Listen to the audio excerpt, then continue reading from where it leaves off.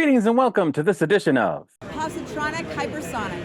I'm Barry P. Cook, and I'm here to talk to you about the latest episode of Doctor Who. It was called Dot and Bubble. And as it starts, a woman named Lindy wakes up and interacts with a digital community / virtual assistant interface, which surrounds her head once she activates it by turning on her dot, which is a little ball that floats in front of her and projects this bubble 3/4 the way around her head, and which even directs her as she walks and tells her if she needs to pee or not. And it isn't long before the doctor comes in on her screen and tells her that her life is in danger, but she ignores him. Apparently, she lives in a place called Fine Time, which is itself inside a bubble on an island. As she's walking to her job as a data processor and continuing to interface with her digital community friends, we notice she has to walk around a body that gets dragged off, but she doesn't notice this body. It seems that a number of her community members are actually missing as her conversations unfold. After Lindy gets to work, Ruby joins her in the interface and pretends to be someone from the city or company management. And she gets Lindy to look beyond her bubble to see if her coworkers are present where they're supposed to be. But it turns out that they're not. And in fact, that one of them is being eaten by a giant bug, which Lindy only realizes when she reluctantly drops her bubble to look around. The doctor soon joins the call again, and he and Ruby get Lindy to once again reluctantly turn off her bubble and walk out of the room without the assistance of the bubble, guiding her so that she doesn't walk into one of the creatures. But with the bubble down and it not giving her arrows for directions guiding her walking, she doesn't actually know how to walk. So she puts the bubble back on and manages to get to the elevator. But as soon as the doors open, one of the bugs is in there and she's paralyzed, even though the bubble is telling her to go forward because it doesn't see the bug. And the doctor and Ruby are yelling at her to run away. She manages to resist the directions to go forward, and with the help of the Doctor and Ruby, she walks outside the building, where she's once again convinced to drop her bubble so that she can give the Doctor and Ruby a 360-degree look around. When she does, she and they see people walking around in their bubbles, barely escaping the bugs that are in their way, and in some cases, not escaping the bugs that are in their way. The Doctor and Ruby are trying to figure out why some people are getting eaten by the bugs and some are being ignored. They're also trying to figure out how the bugs got in from the surrounding woods outside the shield when the Doctor himself can't even get in.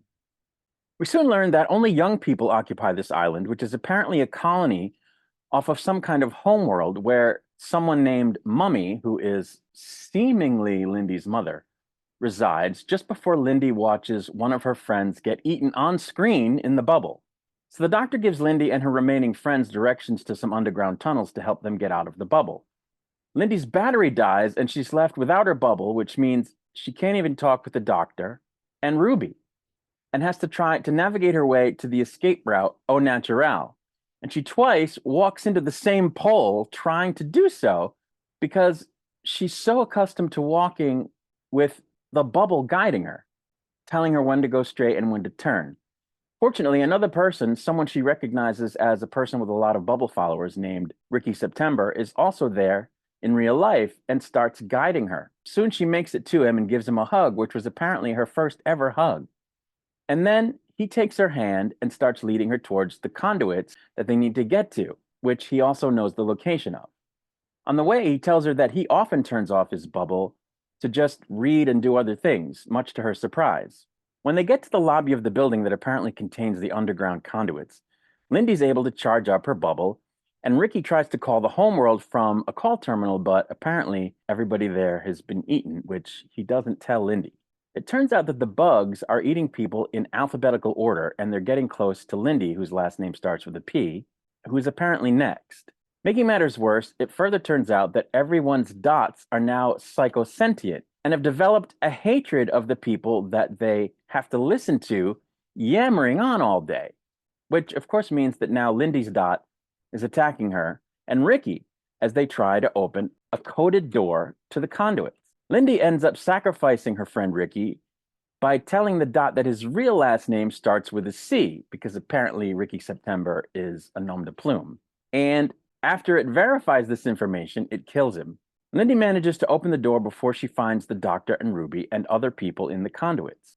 She even meets a couple of her online friends, and they have to inform her that everybody on the homeworld is gone and that they indeed plan to all escape to the real world outside the bubble.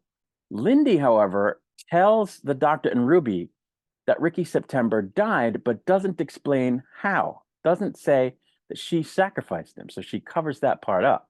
The Doctor offers to take everyone with them in the TARDIS to a safe place, but they decline because he's not a fine timer and they can't associate with him in person without being contaminated, which greatly upsets he and Ruby.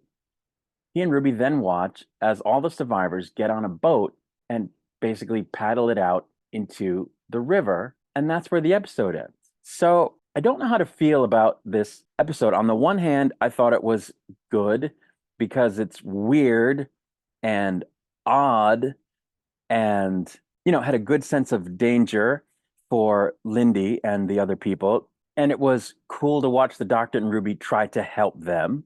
And you could feel the sense of urgency and the Doctor and Ruby being scared for them. And I thought that was all well done.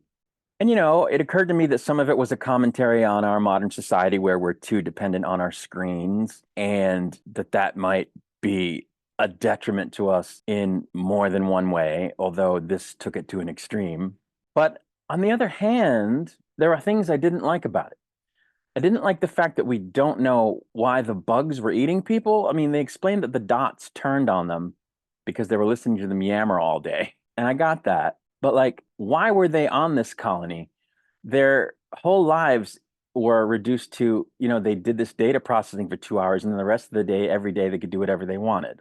But why did the homeworld need to establish this colony? And, what were the bugs? And why did they go in alphabetical order? And, how did the Doctor even become aware that there was this problem? And I also didn't like that it ended on, this cliffhanger that we don't know the fate of these people. Maybe it'll come up later, but I doubt it. And was there supposed to be some kind of commentary on modern society in their refusal to go with the Doctor? Was that supposed to be saying something? Was there a message there? Because if so, I didn't really get it. Was it like a racism thing? Was it like a political differences thing? Because I did notice that all of the people in Fine Time were white, unless I missed something, unless I missed one or two people that weren't. I think everybody was white. So, was it supposed to be allegorical for racism or anti-immigrant or something like that? Anti-other? Was it supposed to be, anti the opposite political view type of thing? What was it saying? Was it saying something about how our society is divided? I wasn't entirely sure. If it wasn't, that's fine. If it was ham-fisted and didn't really connect. I mean, you don't want them to beat you over the head, but at the same time, you don't want it to be so vague that you don't know what was that about. And, I don't know if all those criticisms are fair because there have been episodes of Doctor Who in the past that kind of picked up in the middle of a situation where the Doctor comes in after some problem has already started and he just jumps in and says, hey, you're in danger and I'm trying to save you kind of thing. But usually by the end, they explain how he got to that point. Or if they don't, at least he's able to resolve the problem by the end. And in this one, he didn't. These people are just going to go into the woods outside the bubble. And then what? And what happened to the homeworld? Wow, that's a planet far away. So why did that seem to have suffered the same fate? What the hell was going on? I didn't like how it left so many questions. And I want to contrast what I'm saying here to what I said about last week's episode and the leaving of questions, which I thought was appropriate for that episode because the whole point of that episode was to blow your mind and leave you gobsmacked as to the time loop aspect of it and the mystical aspect of it. Whereas here, it's just details that, if they had put them in, would not have detracted from the weirdness or oddness of the episode. It wouldn't have negatively impacted the strength of the narrative if they had put in the details that would have made it so that there weren't these questions. So I think they were onto something with the whole bubble thing. and the Dot's turning on people because it got tired of listening to them yammer and have all of these inane conversations and live these inane existences. I get that. And that might even have been some type of commentary on AI. But why couldn't it just have been them turning on the people and killing them, kind of like Cybermen? Why did it have to involve the bugs? Where did the bugs come from? Like I said, what?